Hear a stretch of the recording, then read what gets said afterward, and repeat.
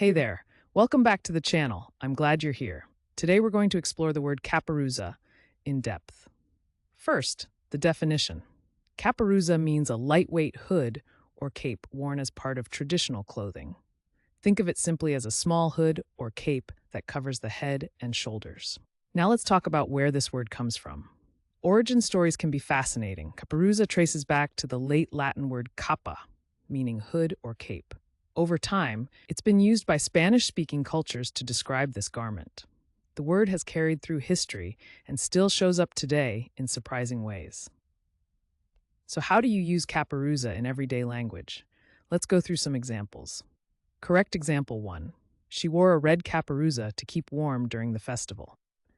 Correct example 2. The old woman always wrapped herself in a caperuza when she went to the market. And just for fun, here's a playful wrong example. I tried to caperuza my coffee, but it didn't go well.